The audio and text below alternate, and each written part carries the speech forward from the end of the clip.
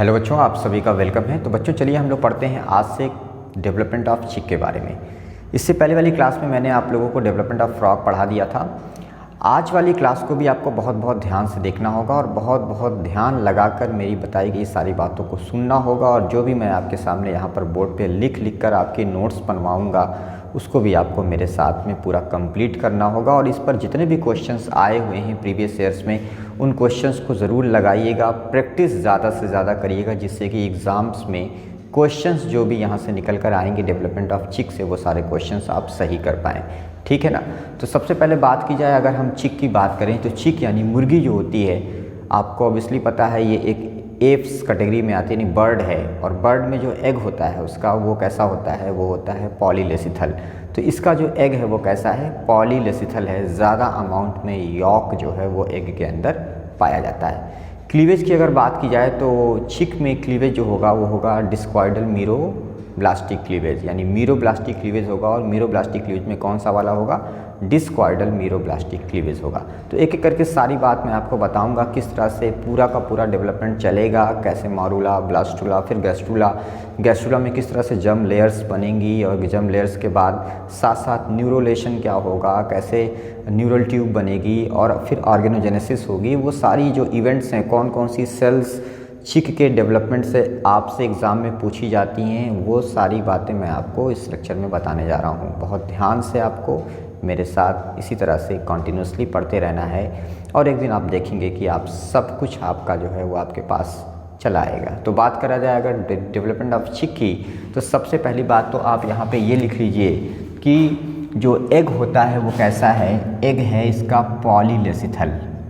पॉलीलेसिथल क्यों एग पॉलीलेसिथल है, क्योंकि ज़्यादा अमाउंट में यॉक पाया जा रहा है। यॉक के अमाउंट की बेसिस पे एग कैसा है बेटा, पॉलीलेसिथल है। ये एक चीज़ आप लोग नोट कर लीजिए, ठीक है ना। बात की जाएगी इन जनरली क्लीवेज कैसा होता है इसमें, तो क्लीवेज, क्योंकि ये बहुत जनरल क्वेश्चन है और यही अक्सर पूछ भी लिए जाते हैं, ठीक है ना। तो क्लीवेज की अगर बात की जाए तो चिक के अंदर जो क्लीवेज आप देखते हो वो कैसा होता है, वो होता है discoidal meroblastic, discoidal meroblastic, note कर लीजिए, डिस्कॉइडल मीरोब्लास्टिक टाइप का क्लीवेज होता है, ठीक है ना।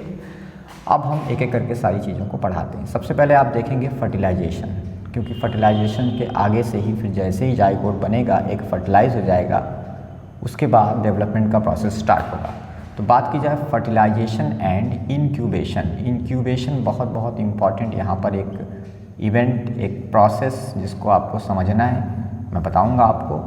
फर्टिलाइजेशन एंड इंक्यूबेशन की अगर बात की जाए तो होता क्या है, देखो सबसे पहली बात तो ये, यहाँ पर जो चिक है उसके अंदर इंटरनल फर्टिलाइजेशन होता है। फर्टिलाइजेशन कैसा होता है, इंटरनल। तो एक बात तो आप ये लिख लो कि इंटरनल फर्टिलाइजेशन होता है। फीमेल चिक जो है उसके अंदर, यानी मुर्गी के अंदर शरीर में ही उसके क्या होता है, फर्टिलाइजेशन होता है। तो एक बात ये आपने नोट कर लिया कि ये कैसा है, इंटरनल फर्टिलाइजेशन है।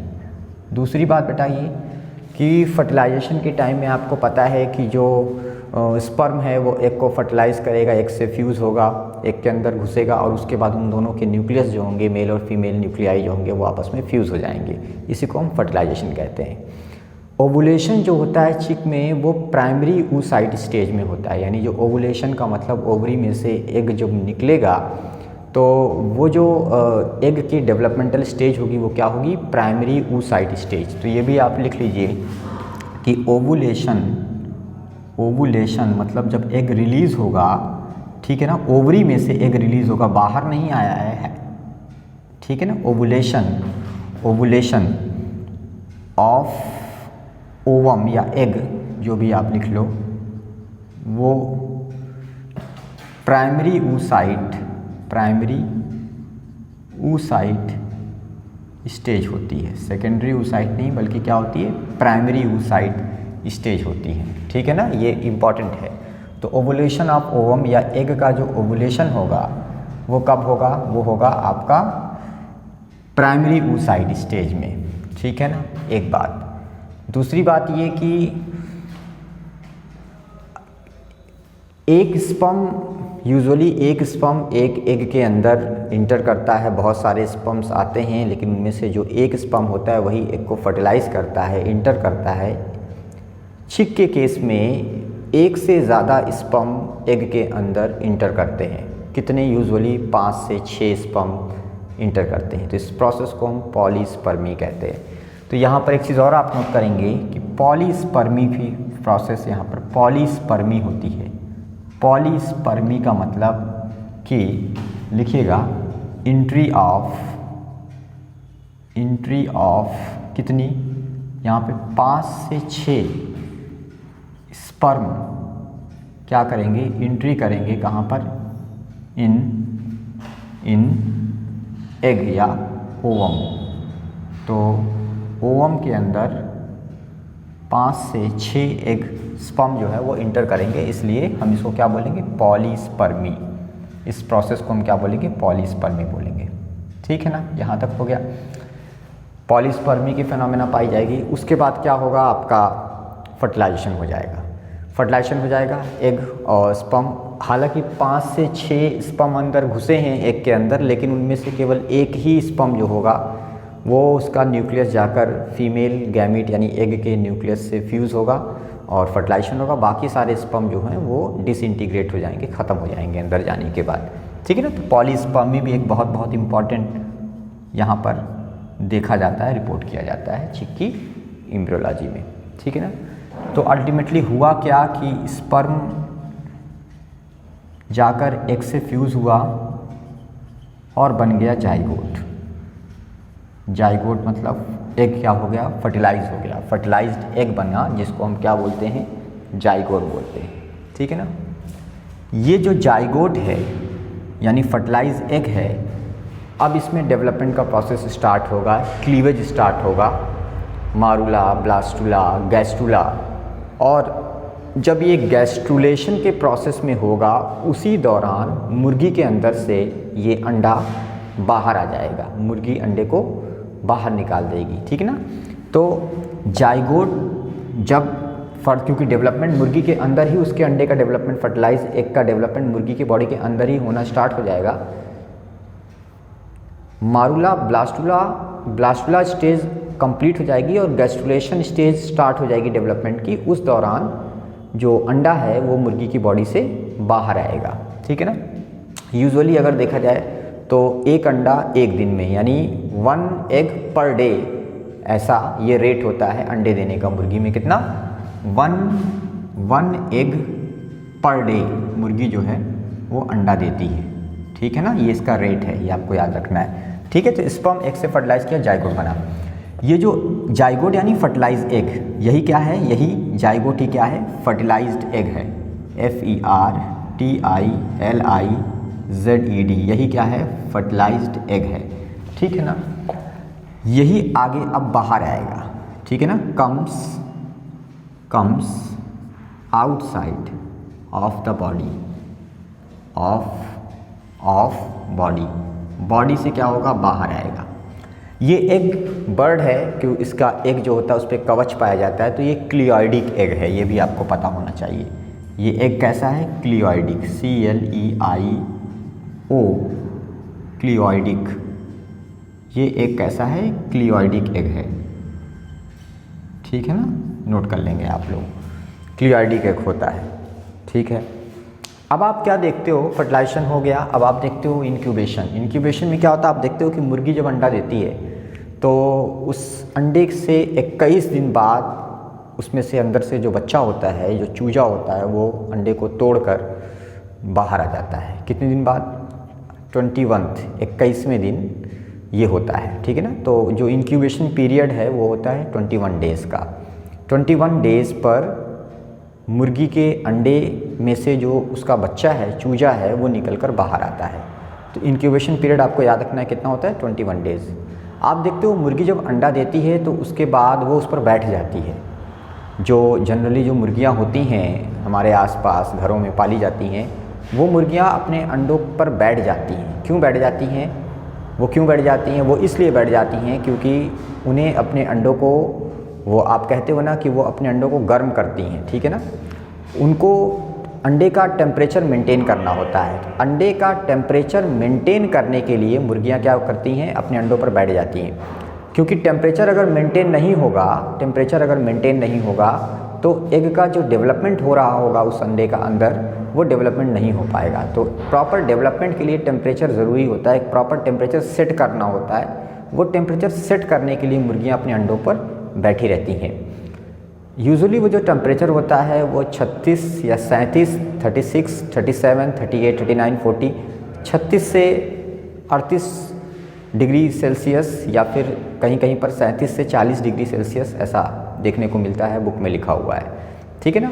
तो ये टेम्परेचर सेट करती हैं और इसी प्रोसेस को हम बोलते हैं इंक्यूबेशन कहते हैं। तो इंक्यूबेशन का मतलब टेम्परेचर को सेट करना ताकि एग का डेवलपमेंट हो पाए, ठीक है ना। जनरली मुर्गियाँ खुद से ही क्या करती हैं, अंडे के ऊपर बैठी रहती हैं ताकि जो उनकी बॉडी की जो हीट है, जो गर्मी है, वो अंडे को मिले और अंडा जो है वो डेवलप हो।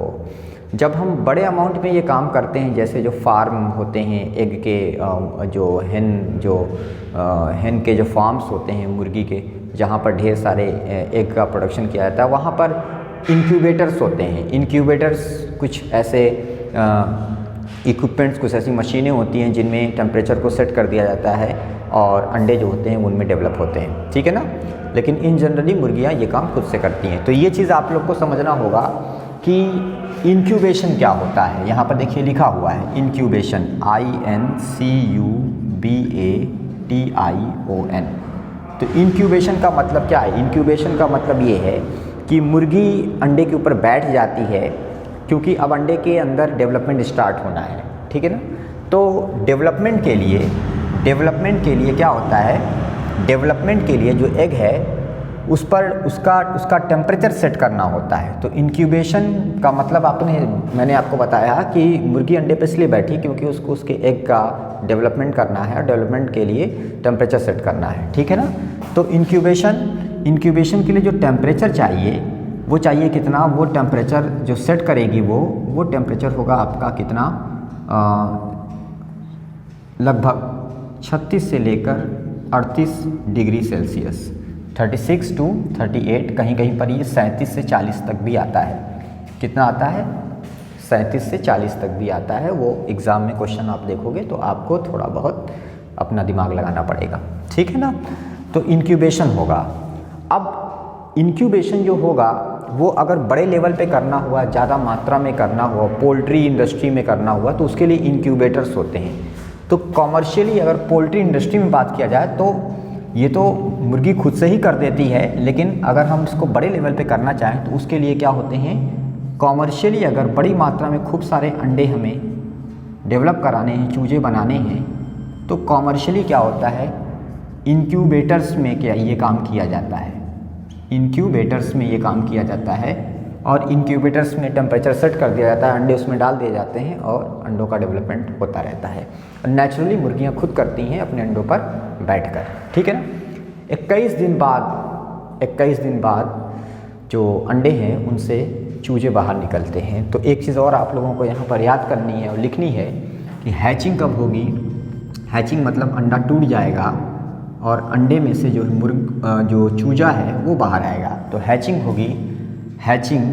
वो होगी 21th डे पर।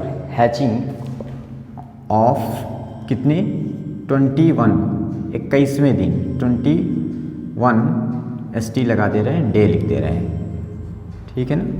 तो हैचिंग जो होगी वो 21वें दिन पे होगी, ये आपको याद रखना है। तो इंक्यूबेशन पीरियड भी यही आप मानोगे कितना, 21 दिन, यही क्या है, इंक्यूबेशन पीरियड है, ठीक है ना। ये इम्पॉर्टेंट है, इसको आप इम्पॉर्टेंट लगा लीजिए। ये इंक्यूबेशन टेम्परेचर भी याद रखना है आपको, 36 से 38 या फिर 37 से 40 तक देखा जाता है। हैचिंग जो होगी वो 21st डे पर होगी, ठीक है ना। अच्छा, अब बेटा हम लोग पढ़ते हैं आगे स्टेजेस ऑफ डेवलपमेंट को। इतनी बात आपने नोट कर ली, सब चीज़ें वीडियो को पॉज करके नोट कर लीजिए। और अब हम लोग आगे पढ़ते हैं कैसे अब डेवलपमेंट होगा, कैसे मॉरूला बनेगा, फिर ब्लास्टुला बनेगा, गैस्ट्रुला बनेगा, क्लीवेज होंगे शुरुआत में, ठीक है ना। इसको मैं अब मिटाने जा रहा हूँ, ठीक है। तो इतनी बात आप लोग को याद हो गई। अब देखें बेटा कि जो डेवलपमेंट है जैसे आपने फ्रॉग का डेवलपमेंट पढ़ा या जैसे और दूसरे एनिमल्स में ह्यूमन में डेवलपमेंट होता है, उसी तरीके से चिक में भी डेवलपमेंट होगा। शुरुआत में क्लीवेज कैसे होगा, इन सब चीज़ों को मैं आपको बताता हूँ। तो बात की जाए अगर स्टेजेस ऑफ डेवलपमेंट की, स्टेजेस ऑफ डेवलपमेंट, बात की जाए अगर स्टेजेस ऑफ डेवलपमेंट की, तो देखिएगा आप लोग स्टेजेस ऑफ डेवलपमेंट को। सबसे पहले क्या होगा कि क्लीवेज चालू होगा, ठीक है ना। जाइगोट है, जाइगोट, इस जाइगोट में क्लीवेज होगा, क्लीवेज स्टार्ट होगा, ठीक है। जब क्लीवेज स्टार्ट होगा तो उसके बाद सेल्स बनना स्टार्ट होंगी, सेल्स के नंबर्स बढ़ेंगे और मारुला बन जाएगा। मारुला जो चेंज होगा आगे किस में, ब्लास्टुला में, ठीक है ना। आगे चलकर गैस्ट्रुला बनेगा। मारुला, ब्लास्टुला और गैस्ट्रुला। गैस्ट्रुला जब बन जाएगा, गैस्ट्रुला स्टेज तक का डेवलपमेंट होगा तो जर्म लेयर्स बन जाएंगी, और जर्म लेयर्स जो होती हैं वो जर्म लेयर्स आगे चलकर बॉडी के अलग अलग ऑर्गन सिस्टम्स को, ऑर्गन्स को बनाती हैं। तो मारुला के बाद ब्लास्टुला, उसके बाद गैस्ट्रुला हो जाएगा, ठीक है ना। गैस्ट्रुला होने के बाद, गैस्ट्रुला स्टेज के बाद क्या होगा, एक और बहुत बहुत इम्पॉर्टेंट चीज़ यहाँ पर होगी जिसको हम बोलते हैं न्यूरोलेशन। न्यूरोलेशन नोट करेंगे। तो गैस्ट्रुलेशन के बाद न्यूरोलेशन और उसके बाद जो है ऑर्गेनोजेनेसिस होगी। पहले न्यूरोलेशन हो जाएगा सबसे पहले, उसके बाद ऑर्गेनोजेनेसिस होगी। तो न्यूरोलेशन होने के बाद क्या होगा, ऑर्गेनोजेनेसिस होगी। इतना लिख लीजिए। जाइगोट के बाद क्लीवेज बना, क्लीवेज के बाद मारुला, फिर ब्लास्टुला, ब्लास्टुला के बाद गैस्ट्रुलेशन होगा, मतलब गैस्ट्रुला बनेगा। गैस्ट्रुलेशन के बाद न्यूरोलेशन होगा, यानी न्यूरल ट्यूब बनेगी, और उसके बाद ऑर्गेनोजेनेसिस होगी, यानी कि सारे जो ऑर्गन्स हैं वो बनना स्टार्ट हो जाएंगे, ठीक है ना। इस चीज़ को ऐसे भी आप समझ सकते हो कि ये जाइगोट है, ये क्या है, फर्टिलाइज एग है, यानी कि ये जाइगोट है। ये क्या है, जाइगोट है। इसमें क्लीवेज स्टार्ट होगा, क्लीवेज स्टार्ट होगा। जब इसमें क्लीवेज स्टार्ट होगा, ठीक है ना, और क्लीवेज कैसा होगा अभी मैं आगे आपको बताऊंगा। क्लीवेज, शुरुआती क्लीवेज होलोब्लास्टिक होंगे, इक्वल होलोब्लास्टिक होंगे, ठीक है ना। तो जाइगोट में क्लीवेज होगा, और क्लीवेज होने के बाद अब क्या बन जाएगा, मारुला बन जाएगा। मारुला आप जानते हो सॉलिड बॉल होती है, सेल्स, बहुत सारी सेल्स जब बन जाती हैं, ठीक है ना। यूजुअली जो मारुला स्टेज है वो 16 सेल स्टेज के आसपास होती है, ठीक है ना। तो ये मारुला बन जाएगा। ये क्या है, मारुला, मारुला, ठीक है। अब मारुला के बाद क्या बनेगा, ब्लास्टुला। ब्लास्टुला में क्या होता है, बीच में कैविटी क्रिएट हो जाती है, सेल्स किनारे किनारे चली जाती हैं। तो मारुला के बाद आ जाएगा क्या, ब्लास्टुला। तो ये मैंने इस जनरल, अभी मैं आपको ऐसी समरी पढ़ा रहा हूँ, समरी बता रहा हूँ। अभी आगे हम लोग डिटेल इसको एक एक करके पूरा पढ़ेंगे और पूरा समझेंगे बढ़िया से। अभी आप जनरली जान लें कि होगा क्या सारी चीज़ें। तो ये मारुला के बाद क्या बन गया, ब्लास्टुला बन गया, ठीक है ना, ब्लास्टुला। और ब्लास्टुला के बाद गैस्ट्रुला बनेगा, गैस्ट्रुला, ऐसे। ब्लास्टोपोर होता है ना गैस्ट्रुला में, ये गैस्ट्रुला बन गया। इसके अंदर एक और लेयर बनेगी मीजोडर्म वाली, ऐसे। गैस्ट्रुला में क्या होता है, 3 जर्म लेयर्स होती हैं ना, एक्टोडर्म, मीजोडर्म और एंडोडर्म। तो ये क्या हो गया, गैस्ट्रुला हो गया। ये हो गई एक्टोडर्म, एक्टोडर्म, बीच वाली हो गई जो सबसे बाद में बनती है मीजोडर्म, और अंदर वाली हो गई एंडोडर्म, एंडोडर्म। ये क्या है, ब्लास्टोपोर, ब्लास्टोपोर है ना, ये आर्केंट्रॉन कैविटी। तो ये गैस्ट्रुला है, क्या है, गैस्ट्रुला। एक और चीज़ होती है जिसको न्यूरोलेशन कहते हैं। उसमें क्या होता है, एक स्ट्रक्चर बनता है जिसको न्यूरल ट्यूब कहा जाता है। क्या बोलते हैं, न्यूरल ट्यूब। तो न्यूरल ट्यूब कैसे होती है, जैसे जनरली बनाना चाहें तो ऐसे एक स्ट्रक्चर होता है, इसको हम बोलते हैं क्या, न्यूरल ट्यूब। क्या बोलते हैं, न्यूरल ट्यूब बोलते हैं, ठीक है ना। ये पूरा इसका जो ये वाला हिस्सा है, नीचे वाला हिस्सा है जो देख रहे हो लंबा वाला, ये स्पाइनल कॉर्ड बनाता है। स्पाइनल कॉर्ड का फॉर्मेशन यहाँ से होता है। और आगे का जो हिस्सा है, ये जो थोड़ा फूला हुआ है, ये ब्रेन बनाता है। क्या बनाता है, ब्रेन। बात समझिएगा, ब्रेन बनाता है। तो ये पूरा का पूरा जो स्ट्रक्चर है that is neural tube. Neural tube. और न्यूरल ट्यूब का बनना, हाँ, न्यूरल ट्यूब के बनने के प्रोसेस को ही हम क्या बोलते हैं, न्यूरोलेशन कहते हैं। तो न्यूरल ट्यूब आगे चलकर फिर सेंट्रल नर्वस सिस्टम स्पेशली बनेगा, फिर उससे पेरिफेरल नर्वस सिस्टम भी बनेगा। तो न्यूरल ट्यूब जो होंगी वो आगे चलकर ब्रेन और स्पाइनल कॉर्ड के डेवलपमेंट के लिए होती हैं। तो उनसे ब्रेन और स्पाइनल कॉर्ड बनता है, ठीक है ना। ये बात हो गई। अब उसके बाद जो है लास्ट स्टेज क्या आता है, ऑर्गेनोजेनेसिस। ऑर्गेनोजेनेसिस में क्या होता है कि जो जर्म लेयर्स होती हैं, 3 जर्म लेयर्स हैं, 3 जर्म लेयर्स, ठीक है ना। इनसे क्या होगा, बॉडी के डिफरेंट पार्ट्स जो हैं वो उनका फॉर्मेशन होगा। शरीर के अलग अलग भाग, डिफरेंट पार्ट्स, डिफरेंट ऑर्गन्स, शरीर के अलग अलग भाग या फिर अंग जो हैं, ऑर्गन्स, वो क्या होंगे, उनका फॉर्मेशन। डिफरेंट पार्ट्स या ऑर्गन्स का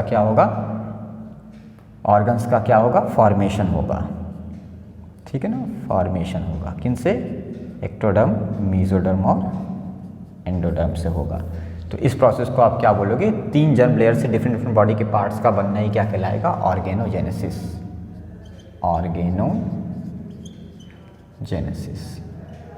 तो मेरे बच्चों आप समझो, आप लोग, मैं क्या बता रहा हूँ, चिक के डेवलपमेंट में क्या क्या इवेंट्स आपको आगे समझने एक एक करके, उसको मैंने समराइज वे में, समरी की फॉर्म में, सारांश में यहाँ पे लिखा। कहानी जाइगोट से स्टार्ट होगी, क्लीवेज होगा, मारूला बनेगा, ब्लास्टुला बनेगा, ब्लास्टुला में बीच में कैविटी आ जाएगी, उसके बाद फिर आपका गैस्ट्रुला बन जाएगा, जिस प्रोसेस को ब्लास्टुला से गैस्ट्रुला बनना, गैस्ट्रुला में जर्म लेयर्स बन जाएंगी। उसके बाद एक और प्रोसेस हो रहा है यहाँ पर जिसको न्यूरोलेशन कह रहे हैं, जिसमें न्यूरल ट्यूब बनती है जो आगे चलकर ब्रेन और स्पाइनल कॉर्ड में चेंज हो जाती है, ठीक है ना। और ऑर्गेनोजेनेसिस होगी, यानी डिफरेंट बॉडी के पार्ट्स बनेंगे। अब इन सबको एक एक करके पढ़ेंगे। तो सबसे पहले हम लोग क्या पढ़ेंगे, क्लीवेज पढ़ेंगे, ठीक है ना। इसको बना लीजिए आप लोग, इसको आप लोग बना लीजिए। हाँ, अच्छा, एक चीज़ और है कि 3 जो जर्म लेयर्स हैं उनसे क्या क्या बॉडी के कौन कौन से पार्ट बनते हैं, तो इसको भी यहीं पर लिख लो। जैसे बात की जाए अगर एक्टोडर्म की बात की जाए, एक्टोडर्म की, तो इससे स्किन बनती है। कुछ इंपॉर्टेंट चीज़ें हैं जो आप नोट करेंगे। हाँ, एक्टोडर्म जो है ना बेटा, उससे क्या बनता है, स्किन बनती है, और क्या बनता है, नर्वस सिस्टम बनता है। Nervous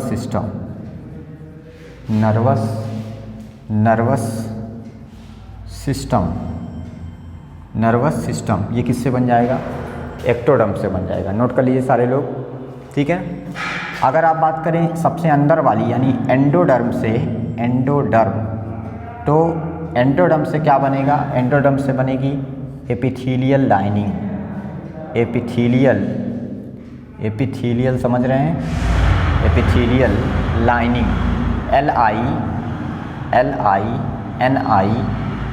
LINING lining. एक्टोडर्म से स्किन और नर्वस सिस्टम्स बनते हैं, एंडोडर्म से एपिथेलियल लाइनिंग बनती है। एपिथेलियल लाइनिंग का मतलब कि जो हमारी बॉडी के अंदर जो जैसे हमारा डाइजेस्टिव सिस्टम एलिमेंट्री कैनाल है, तो अंदर से क्या होती हैं, जो उसकी लाइनिंग होती है, ठीक है ना। जब आप उसकी हिस्टोलॉजी पढ़ते हैं तो आप वहाँ पे देखते हैं कई परतें होती हैं, उसी में एक होती है एपिथेलियम ना, एपिथेलियम होती है, म्यूकोसा होती है, सब म्यूकोसा होती है। तो एपिथेलियल लाइनिंग जो होती है वो एंडोडर्म से बनती है, ठीक है ना। और बॉडी के ज़्यादातर जो सिस्टम है वो ज़्यादातर ऑर्गन जो होते हैं वो मेसोडर्म से बनते हैं। मेसोडर्म जैसे कि डाइजेस्टिव सिस्टम। तो मेसोडर्म से क्या बनेगा, मेसोडर्म से आप लिख लो डाइजेस्टिव सिस्टम। नोट करिए, मेसोडर्म से क्या बनेगा? डाइजेस्टिव सिस्टम बनेगा, ठीक है ना। और क्या बनेगा? रिस्पायरेटरी सिस्टम बनेगा, रिस्पायरेटरी सिस्टम। और क्या बनेगा? एक्सक्रीटरी सिस्टम बनेगा,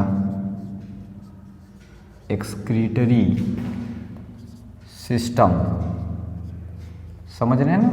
ये सब मेसोडर्म से बन रहा है। क्या क्या? डाइजेस्टिव सिस्टम हो गया, रिस्पायरेटरी सिस्टम हो गया, एक्सक्रीटरी सिस्टम हो गया, और जो बॉडी के अदर एंड ऑल अदर, और जो दूसरे बॉडी के सिस्टम हैं, ऑल अदर सिस्टम, और जो दूसरे सिस्टम हैं वो सब भी कहाँ से बनेंगे? यहीं से बनेंगे। कहाँ से? मेसोडर्म। तो मेसोडर्म से ही बॉडी के ज़्यादातर सिस्टम बनते हैं, ठीक है ना। तो ये जो 3 जर्म लेयर थी, एक्टोडर्म, एंडोडर्म और मेसोडर्म, इनसे क्या क्या बनता है चिक के डेवलपमेंट में, आगे चलकर शरीर के कौन कौन से अंग बनते हैं, ये चीज़ मैंने यहाँ पर कुछ समराइज वे में आपको लिखवा दिया है। इसको आप लोग याद रखिएगा, ज़रूरी है इसको याद करना, ठीक है। अब हम पढ़ते हैं क्या? पहला यहाँ पर डेवलपमेंट में क्या चीज़? क्लीवेज। क्या पढ़ेंगे? क्लीवेज। चलिए, क्लीवेज के बारे में शुरुआत में भी मैंने बोला कि क्लीवेज यहाँ पर जो होता है वो कैसा होता है? डिस्कॉइडल मीरोब्लास्टिक क्लीवेज होता है, ठीक है। तो सबसे पहला इवेंट आपका क्लीवेज। क्लीवेज कैसा होगा? डिस्कॉइडल, DISCOIDAL, डिस्कॉइडल क्लीवेज होगा। कैसा होगा? डिस्कॉइडल क्लीवेज होगा। नोट करिए इस बात को, ठीक है ना। अच्छा, अब आपको पता है क्योंकि यॉक ज़्यादा अमाउंट में पाया जा रहा है, जैसे मान लो ये क्या है? ये एक एग है मुर्गी का। मुर्गी का एग कैसे होता है? एक तरफ थोड़ा ज़्यादा ऐसे होता है एग, सही है कि नहीं? इस तरह से एग होता है। अब आप देखिए कि ज़्यादातर अमाउंट में क्या होता है? इसके अंदर यॉक भरा होता है, बहुत सारा यॉक होता है, पढ़ाएंगे आगे। ये सब पूरा क्या है? इसके अंदर यॉक है, ठीक है ना, यॉक। तो ये तो हो गया यॉक। अब जो साइटोप्लाज्म है वो थोड़ी सी जगह पर जो है, थोड़ी सी जगह पर क्या होता है? रिस्ट्रिक्टेड रहता है। थोड़ी सी जगह पर एग के अंदर साइटोप्लाज्म रिस्ट्रिक्टेड रहता है, थोड़ी सी जगह पर केवल साइटोप्लाज्म रिस्ट्रिक्टेड रहता है, क्योंकि ज़्यादातर एग में क्या होता है? क्योंकि पॉलीलिस्थल एग है ये, ज़्यादातर अमाउंट में इसके अंदर यॉक पाया जाता है। तो इसलिए जो जिस जगह पर साइटोप्लाज्म है वहीं पर सेल डिवीज़न होगा। तो एक बात आप लिखेंगे कि सेल डिवीज़न इज रेस्ट्रिक्टेड, सीमित है केवल एक जगह पर। कहाँ पर?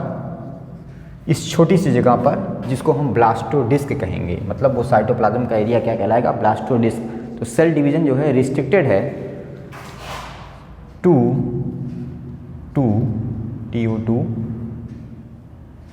ए small part of cytoplasm, small part of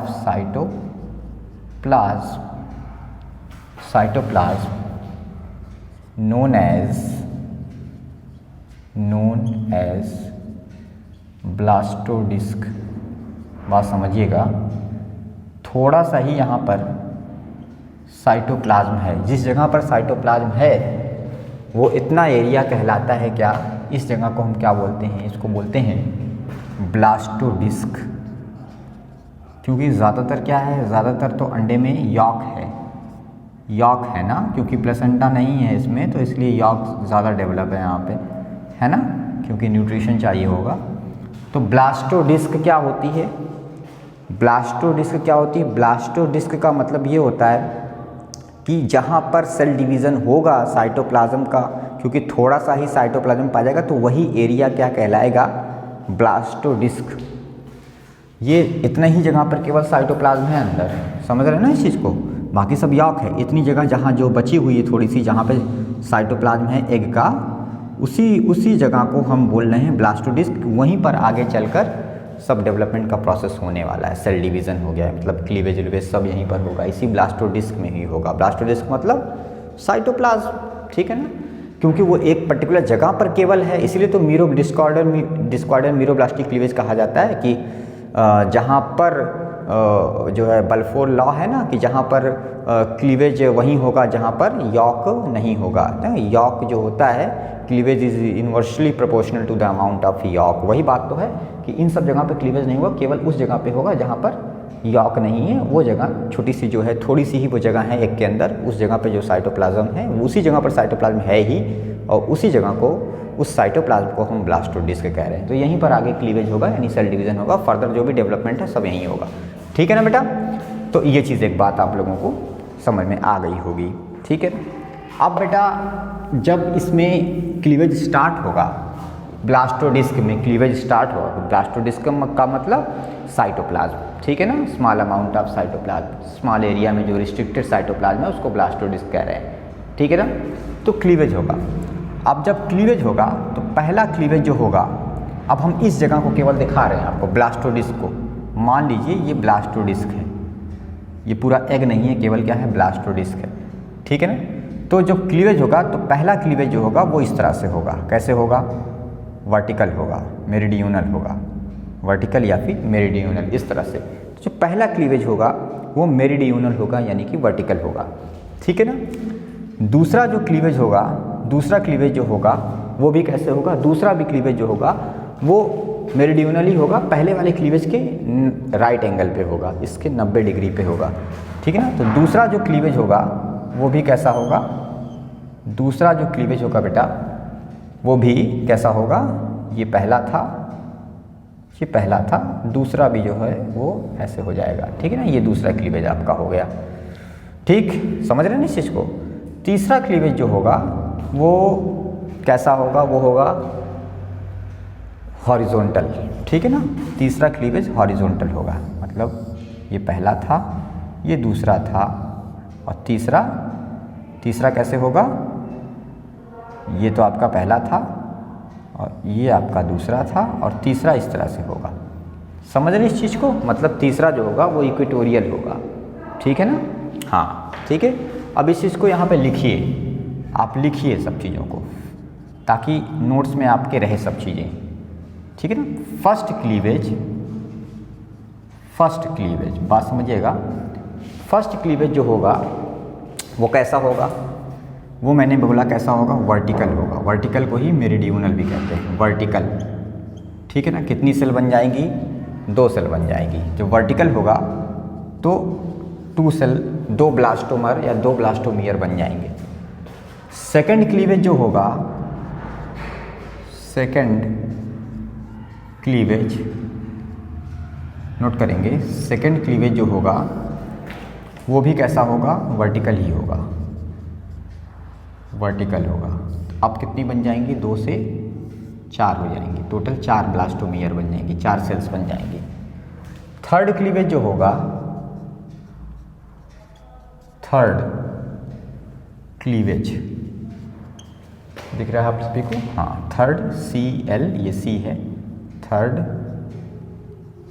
cleavage जो होगा वो कैसा होगा? वो होगा हॉरिजॉन्टल,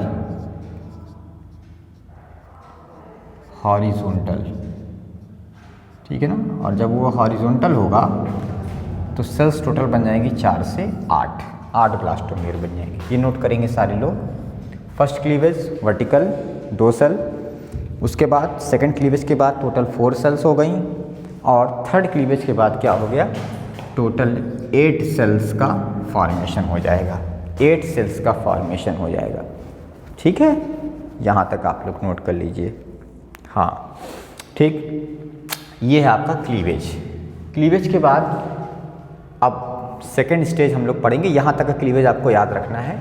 शुरुआत में ही बताया डिस्क्वाइडल मीरोब्लास्टिक क्लीवेज होता है, क्योंकि पूरे एग में नहीं होता क्लीवेज, केवल एक छोटी सी जगह पर ही क्लीवेज होता है जहाँ पर यॉक नहीं होता, इसीलिए हमने इसको डिस्क्वाइडल क्लीवेज, पूरा का पूरा एग नहीं यहाँ पे डिवाइड हो रहा है, होलोब्लास्टिक क्लीवेज नहीं है ये पूरा एग नहीं है, ये जगह केवल ये वाली जगह है, ब्लास्टोडिस्क वाली जगह है, ठीक है ना बेटा।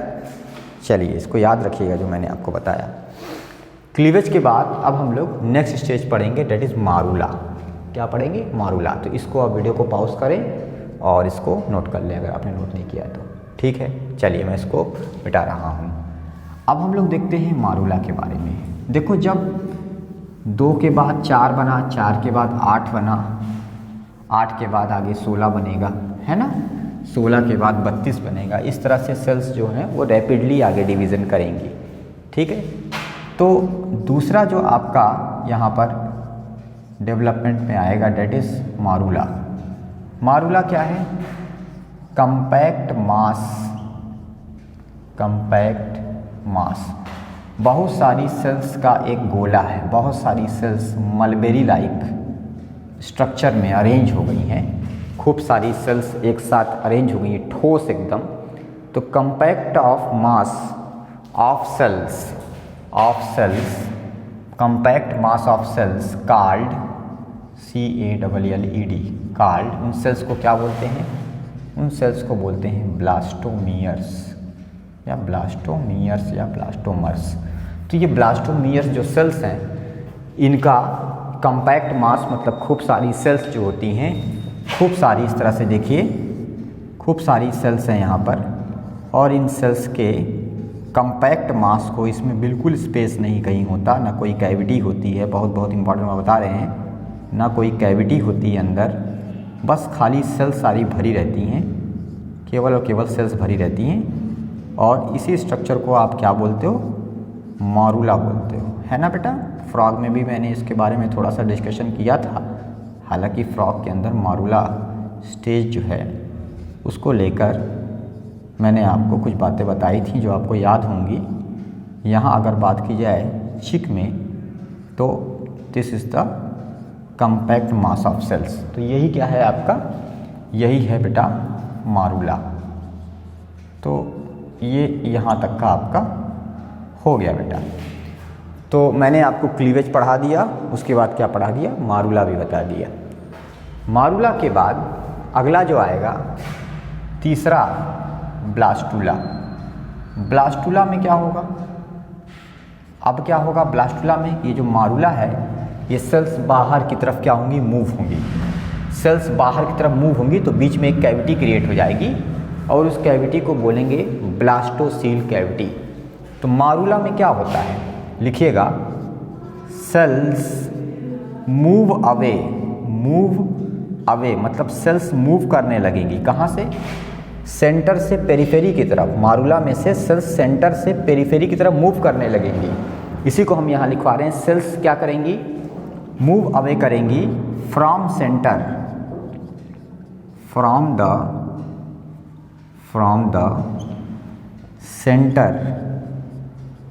The centre to periphery. Periphery मतलब किनारे किनारे की तरफ, परिधि की तरफ, किनारे किनारे की तरफ। तो सेल्स सेंटर से पेरिफेरी की तरफ मूव करने लगेंगी और इससे क्या होगा? And create a cavity. और वहाँ पर एक कैविटी बीच में, जब सारी सेल्स बीच वाले किनारे किनारे भागने लगेंगी तो बीच में क्या बन जाएगी? कैविटी बन जाएगी, है ना। और ये कैविटी क्या कहलाएगी? ब्लास्टोसील। क्या कहलाएगी? Blastocoel cavity. नोट करेंगे। तो ब्लास्टूला में क्या होगा? ब्लास्टोसील कैविटी बन जाएगी।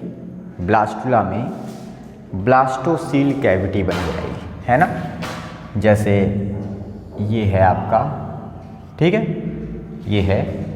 अब सेल्स क्या हैं? किनारे किनारे अगर सारी चली जाएं, केवल इस तरह से देखिए, यहाँ पर सेल सारी जो हैं मारूला से हम मारूला से ब्लास्टूला में आ गए हैं। तो सेल्स को हमने किनारे किनारे बना दिया, है कि नहीं, इस तरह से। और बीच में क्या बन गई? एक कैविटी क्रिएट हो गई, क्योंकि सारी सेल्स सेंटर वाली सारी सेल्स भी किनारे की तरफ भागने लगी, मूव कराई, जिससे क्या हो गया? बीच में एक कैविटी बन गई कैविटी। ये जो कैविटी है इसी को हम क्या बोलते हैं? इस कैविटी को हम क्या बोलते हैं? इस कैविटी को हम बोलते हैं ब्लास्टोसील, ठीक है ना। ब्लास्टोसील। तो चलो ठीक है, दिख रहा होगा, दिख रहा है ना, ब्लास्टोसील मुझे लिखना है। तो एक काम करते हैं, इधर नहीं करते हैं, इधर तुम लोग को दिखेगा नहीं, तो इधर बना देते हैं। ये जो कैविटी है ये क्या है, ब्लास्टोसील, सील, ब्लास्टोसील कैविटी। समझे बेटा? ये केवल बेटा कौन सी जगह है, ब्लास्टो डिस्क वाली जगह है ना, पूरा एग नहीं है ना। पूरा एग कैसे होगा, पूरा एग कैसे होगा बेटा, ऐसे होगा। ये बेटा पूरा एग है ना, याद आया बेटा? पूरा अंडा ये है ना बेटा, ऐसे। ये पूरा एग है ना, ऐसे।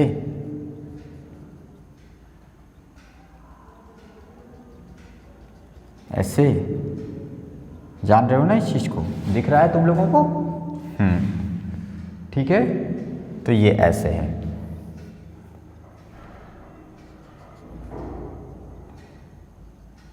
चलिए ठीक, ये अंडा है पूरा। तो ये क्या है, यॉक है ना सारा, ये क्या है, यॉक है ना बेटा, सारा तो यॉक ही था। तो ये क्या है, दिस इज यॉक, पूरा एग। और ये वो जगह है जहाँ पर जहाँ पे सारा काम हो रहा है। तो ब्लास्टोसील कैविटी बन गई, और ये क्या है, ब्लास्टुला है। ठीक है ना? अब इस ब्लास्टोसील कैविटी के जो ऊपर वाला पोर्शन है, कैप, मतलब आप समझ लो ये जगह देखो, यहाँ से ये इतनी जगह, ऊपर वाली जगह जहाँ मैं फिंगर दिखा रहा हूँ, ये सारा, ये इतना जो जगह है, दैट इज कॉल्ड ब्लास्टोडर्म। बहुत ध्यान से मेरी बात समझिएगा। ब्लास्टोसील कैविटी का कैप, मतलब ब्लास्टोसील कैविटी ये है, इसके ऊपर का जो सेल्स हैं, इसके ऊपर की जो सेल्स हैं, इस पूरे ब्लास्टुला में ऊपर की जो सेल्स हैं, ये सेल्स कहलाती हैं ब्लास्टोडर्म। ठीक है ना? इन्हीं सेल्स में आगे फर्दर जो कुछ भी होगा वो यहीं ब्लास्टोडर्म में होगा। जो आगे गैस्ट्रुला में, गैस्ट्रुला जो डेवलपमेंट होना है, गैस्ट्रुला बनना है, फिर जर्म लेयर्स बननी, वो सब यहीं होगा, इस जगह पर केवल। ठीक है ना? इतनी जगह समझ लो, इतनी, ये देखो। ठीक है ना?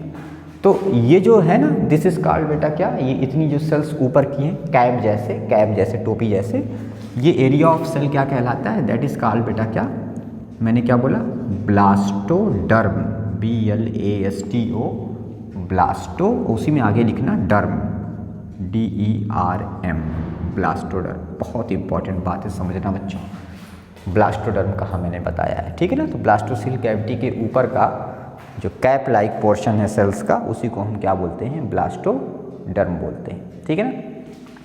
ठीक है ना? तो व्हाट इज ब्लास्टोडर्म? ब्लास्टोडर्म क्या है, तो एक पॉइंट लिखेंगे, cap of blastocoel, cap of blastocoel cavity के ऊपर का कैप ऑफ ब्लास्टोसील क्या कहलाएगा, वो सेल्स क्या कहलाएंगे, वो एरिया क्या कहलाएगा, ब्लास्टोडर्म कहलाएगा। सबसे पहले क्या था, सबसे पहले मैंने आपको बताया था ब्लास्टोडिस्क, वो जगह जहाँ पर सेल डिवीज़न स्टार्ट हुआ, क्लीवेज स्टार्ट हुआ, स्मॉल एरिया जहाँ पे साइटोप्लाज्म रिस्ट्रिक्टेड है एक में, उस जगह को ब्लास्टोडिस्क कहते हैं। तो वहीं पर हमने फिर क्लीवेज स्टार्ट किया, वहीं से सारा प्रोसेस स्टार्ट हुआ। क्लीवेज हुआ, फर्स्ट क्लीवेज हुआ vertical, second cleavage vertical, third cleavage horizontal हुआ, 8 सेल्स बनी। उसके बाद आगे फिर रिपीटडली डिवीज़न होता रहा बार बार तेज़ी से। मारुला बन गया, कम्पैक्ट मास ऑफ सेल्स। मारुला के बाद अब गैस्ट्रुला बनना है, मारुला पर ब्लास्टुला बनना है। तो मारुला की सेल्स, जो बीच की सेल्स थी, वो भी किनारे की तरफ माइग्रेट होने लगी, बीच में कैविटी क्रिएट हो गई। इस कैविटी को हम ब्लास्टोसील कैविटी कहते हैं। ब्लास्टोसील कैविटी के ऊपर का जो कैप लाइक पोर्शन है, area of the cell, cap like portion में जो सेल्स हैं, वो एरिया कहलाएगा ब्लास्टोडर्म। अब आगे जो कुछ भी होगा वो सब इसी ब्लास्टोडर्म में ही होगा मेरे बच्चों, ध्यान से। आगे अब जितना भी डेवलपमेंट पढ़ोगे, जो कुछ भी इवेंट सारा सब कुछ, वो इसी ब्लास्टोडर्म वाली जगह पर आपको पढ़ना है। ये बात आप लोग को दिमाग में अपने याद रखना है। ठीक है ना बेटा? अब मेरे बच्चों ज़रा सा इस चीज़ को देखो कि इसको तो मिटा देते हैं। ठीक है, ज़रा देखो, ब्लास्टोडर्म की बात की, ठीक है। ब्लास्टोसील के ऊपर का कैप लाइक पोर्शन है क्या, ब्लास्टोडर्म। ठीक है, ये जो कैप लाइक पोर्शन है, इसको मैंने ऐसे बनाया, देखना, ये देखो, ये कैप लाइक पोर्शन है, समझाने के लिए क्योंकि ये ऐसे था ना, ऐसे है, देखो ऐसे है ना, ऐसे देखो ये ऐसे उठा ऐसे, तो ये क्या, ये ब्लास्टोडर्म, क्या है, ब्लास्टोडर्म, ठीक है ना, ब्लास्टोडर्म। ये तो समझने वाली बात है, ये सेल्स है ना, ये सेल्स हैं, सेल्स होंगी, बहुत सारी सेल्स होंगी यहाँ पर, पूरा सेल का एक परत है पूरी की पूरी मोटी सी, है ना बेटा, ठीक है बेटा। और अब इसके नीचे ऐसे बना दिया, चलो इसके नीचे ऐसे बना दिया, ठीक है। ये जो जगह है डैट इज, ये नीचे का एरिया है, यहाँ पे यॉक ये सब चीज़ें होती हैं। अब इस जगह को हमें नहीं, हमें मेनली ये यॉक है, क्या है, यॉक, ठीक है ना। ब्लास्टोडर्म के नीचे ये सब यॉक है, ये सब जगह क्या है, यॉक है, बहुत सारा यॉक होता है, यॉक है, ठीक है ना, ये यॉक है, ठीक है। अच्छा तो ये क्या हो गया, ये हो गया यॉक, YOLK, नोट कर लीजिए, YOLK, ये हो गया यॉक, ठीक। दूसरी बात, ये ब्लास्टोडर्म, इसका जो किनारा है, ये इधर से भी और इधर से भी, ये जो किनारा है, बहुत इंपॉर्टेंट बात बता रहे हैं बेटा, ये ब्लास्टोडर्म के जो दोनों कॉर्नर हैं, किनारे हैं, इसको कहते हैं zone of junction, zone of, क्या बोलते हैं, जोन ऑफ जंक्शन। ब्लास्टोडर्म का कॉर्नर कहलाता है, जो मार्जिनल एरिया है, एक तरह से मार्जिन है ना, मार्जिन है ना बेटा, किनारा है ना, तो ये क्या कहलाता है, इधर भी क्या है, zone of junction, JUNCTION, note करेंगे सारे बच्चे। तो ब्लास्टोडर्म का जो मार्जिनल एरिया है, जो मार्जिनल एरिया है वो कहलाता है जोन ऑफ जंक्शन। ये क्या है, मार्जिनल एरिया है, समझने के लिए आपने लिख लिया ऐसे, ये क्या है, मार्जिनल एरिया। तो ये ब्लास्टोडर्म का फिगर है, ये ब्लास्टोडर्म का फिगर है, ये जो एरिया ना यही है, ये ब्लास्टोडर्म का फिगर है, ठीक है ना। और इस ब्लास्टोडर्म में आपने क्या देखा, किनारे का जो एरिया है that is zone of junction, आपको ध्यान रखना है, ठीक है। यहाँ तक की चीज़ मैंने जो आपको बताई, ये हो गया क्या, ये हो गया ब्लास्टुला, क्या हो गया, ब्लास्टुला। यहाँ तक का समझ में आ गया होगा आप लोगों को, थोड़ा सा ध्यान रखना पड़ेगा, चीज़ों को मन में रखना पड़ेगा, कुछ जो भी बातें मैं पिछला बता रहा हूँ, मारूला, ब्लास्टुला, ब्लास्टोडिस्क, उन सब चीज़ों को ध्यान रखिए, घबराना नहीं है, एक बार में नहीं आएगा, 2 बार में आएगा, 3 बार में आएगा, आपको आ जाएगा, ठीक है। तो आज इस लेक्चर में यहीं तक रखते हैं, नेक्स्ट लेक्चर में हम लोग इसके आगे से कंटिन्यू करेंगे और पढ़ेंगे। अब इसके आगे यानी कि ब्लास्टुला के बाद हम लोग पढ़ेंगे गैस्ट्रुलेशन, न्यूरोलेशन, ये सारी चीज़ें आगे पढ़ेंगे, ठीक है ना। तो यहाँ तक की नोट्स बना के इस पे क्वेश्चंस को प्रैक्टिस करेंगे। मिलते हैं नेक्स्ट क्लास में, इसके आगे से कंटिन्यू करेंगे। आज के लिए इतना रहने देते हैं, थैंक यू।